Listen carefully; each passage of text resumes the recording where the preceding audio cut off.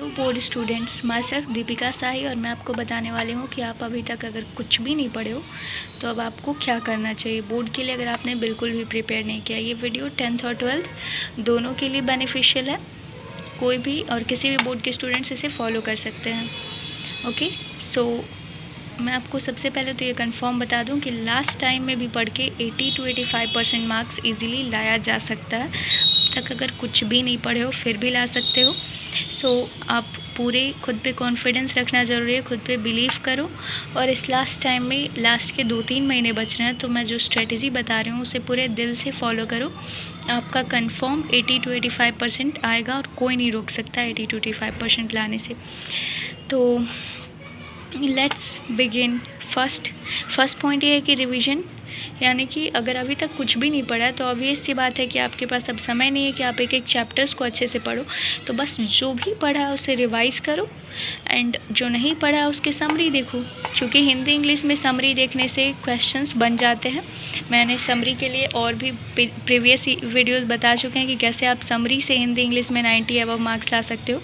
तो उन वीडियोस को देख के आप सीख सकते हो कि कैसे आप समरी से 90 अबव मार्क्स हिंदी इंग्लिश में ला सकते हो, क्योंकि बहुत सारे लोग लाते हैं, मैंने भी लाया था, और इसमें कोई बड़ी बात नहीं है।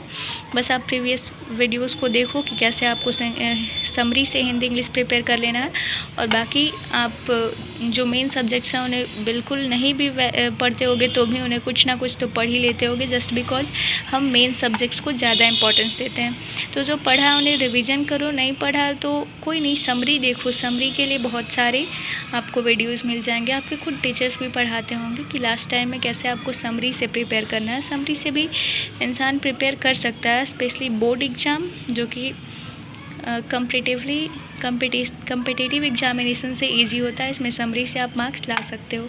सेकंड पॉइंट है कि आपको डेली वर्क करना है। अभी क्योंकि 2-3 महीने ही बचे हैं तो आपके पास इतना समय नहीं है कि आप अपना एक भी टाइम वेस्ट करो, एक भी सेकंड वेस्ट करो। तो आपको डेली काम करना होगा, चाहे 6 घंटे ही सही, बट डेली बेसिस पे काम करना होगा, क्योंकि डेली काम करना ही फ्रूटफुल होगा। कंसिस्टेंसी हर एग्ज़ाम के लिए इम्पॉर्टेंट होता है। थर्ड पॉइंट है क्वेश्चंस, क्योंकि आपको अच्छे से पता है एग्ज़ाम में आपका क्वेश्चंस ही आता है। आप कितना भी बुक पढ़ लो, कितना भी थ्योरी पढ़ लो, कुछ भी पढ़ लो, कितने भी फॉर्मूलेज रिवाइज कर लो, लेकिन उसका कोई मतलब नहीं है जब तक आप क्वेश्चंस नहीं करते हो।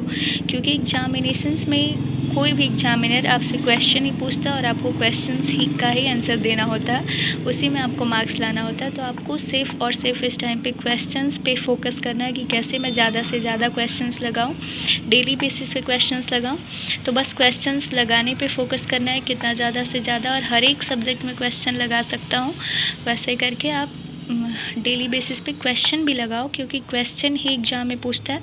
ओवरऑल ध्यान से सोचो तो आपको समझ में आ जाएगा कि एग्ज़ाम में हर एक एग्जामिनर आपसे क्वेश्चन पूछता है और आपको क्वेश्चन का आंसर करके ही खुद को प्रूव करना होता है कि आप कितना पढ़े हो, कितना नहीं पढ़े हो। तो चाहे आप इस टाइम पे कितना भी थ्योरी रटे जा रहे हो, उसका कोई फ़ायदा नहीं है जब तक आप क्वेश्चन नहीं करते हो। और अगर आपको क्वेश्चन करना टफ़ लगता है तो आप NCERT से शुरू करो। NCERT के क्वेश्चन तो सबसे आसान होते हैं ना, तो आप NCERT के क्वेश्चन लगाना शुरू करो। धीरे धीरे आपको और भी क्वेश्चंस लगाने की हैबिट्स बन जाएगी। तो सबसे पहले क्वेश्चन को ज़्यादा इंपॉर्टेंस देना है, इस बात का अच्छे से ध्यान रखें। फोर्थ पॉइंट है highlight important points and questions, यानी कि यहाँ पे इसका ये मकसद है कहने का कि जब आप इस टाइम पे हाईलाइट करोगे, जिन चीज़ों को पढ़ोगे और उन्हें हाईलाइट करके आप एक तरीके से इसको प्रिजर्व करके रख रहे हो कि एग्ज़ाम के लास्ट के 1 महीने में आपको पढ़ने के लिए बुक्स को पूरे समय नहीं रहेंगे, तो आपको हाईलाइटेड पॉइंट्स को ही पढ़ना होगा। और क्वेश्चंस में भी हाईलाइट किया जाता है। अगर आप क्वेश्चन बनाते हो, जो क्वेश्चन आपसे एक बार में नहीं बना, आप उन क्वेश्चंस को टिक कर लिए, स्टार मार्क कर लिए, गोल कर लिए, जो भी करना आप करो, बट आपको जब भी आप अभी पढ़ रहे हो तो आपको ये ध्यान में रखते हुए चलना है कि आपको लास्ट मंथ में एग्ज़ाम से 1 महीने पहले इन सारी चीज़ों को रिवाइज़ करना है। और जब ये चीज़ें दिमाग में रखोगे तो आपको ये अच्छे से पता होगा कि जब आपको लास्ट टाइम में रिवाइज़ करना है तो आपको हर एक चीज़ शॉर्ट में चाहिए होगा, यानी कि कम समय में मैं कैसे रिवाइज़ करूँ।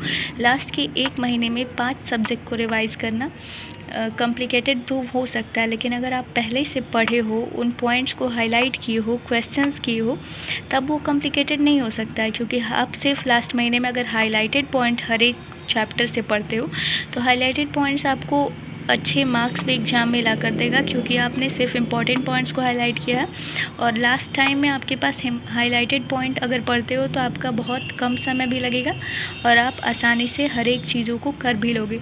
तो लास्ट टाइम में सिर्फ हाईलाइटेड पॉइंट्स पढ़ने और क्वेश्चंस को भी ध्यान रखें, क्वेश्चंस को भी हाईलाइट करना है। यानी कि क्वेश्चन को हाईलाइट करने का मतलब कि उसे गोल कर लो या फिर स्टार मार्क कर लो, जिससे कि सिर्फ वो क्वेश्चंस जो आपसे पहली बार बनाने पे गलत हो गए हैं उन क्वेश्चंस को हाईलाइट किए, तो आप एग्ज़ाम के लास्ट 1 महीने में सिर्फ उन क्वेश्चंस को ही बनाओगे, क्योंकि इतना समय नहीं रहेगा कि अगर कोई सब्जेक्ट में कोई चैप्टर में 100 क्वेश्चन है तो आप 100 क्वेश्चंस को बनाओ, बट अगर आप 10 क्वेश्चंस को टिक कर लियो तो आप 10 क्वेश्चंस को इजीली बना सकते हो। तो हाईलाइट करना शुरू करो। 5th पॉइंट है PYQ, क्योंकि लास्ट टाइम में और सबको अच्छे से पता है कि एग्ज़ाम में प्रीवियस ईयर क्वेश्चन 50% ऑलमोस्ट पूछ दिए जाते हैं और 50 क्वेश्चंस मतलब समझ लो कि अगर आपका एग्ज़ाम 500 का है तो आप 250 नंबर सिर्फ प्रीवियस ईयर क्वेश्चन पेपर से ला दे रहे हो। तो ऑब्वियस सी बात है, और ये सब प्रीवियस ईयर क्वेश्चंस अगर आपको 50% मार्क्स दे रहा है और काफ़ी इसे करना आसान भी होता है, क्योंकि प्रीवियस ईयर क्वेश्चंस को आप उठा के और हर एक क्वेश्चन को लगा लो। अगर आप 3-4 बार लगा लेते हो तो आपके लिए वो सारी चीज़ें दिमाग पे आ जाएंगी और वो चीज़ अगर एग्ज़ाम में आती हैं तो आपके लिए छूटने का कोई सवाल नहीं उठता है। तो प्रीवियस ईयर क्वेश्चंस तो लास्ट के 1 महीने में बनाना ही है। और प्रीवियस ईयर क्वेश्चंस बनाने से एक और बेनिफिट होता है कि आपका कॉन्फिडेंस बहुत ज़्यादा हाई हो जाता है। जब आपका प्रीवियस ईयर क्वेश्चन बनने लगता है तो आपका कॉन्फिडेंस बहुत ज़्यादा हाई हो जाता है। आपको लगता है आप एग्ज़ाम में अच्छा परफॉर्म कर सकते हो, और एग्ज़ाम में अच्छा परफॉर्म करने के लिए कॉन्फिडेंस होना बहुत ज़्यादा मैटर करता है। So thanks. अगर आपको लगता हो कि मेरे वीडियो से आपको बेनिफिट्स हो रहे हो तो आप मुझे कमेंट करें, मेरे वीडियो को लाइक करें, मेरे चैनल को शेयर एंड सब्सक्राइब करें, और आगे की वीडियोस के अपडेट्स के लिए सब्सक्राइब करें और बेल आइकन को भी दबाएं।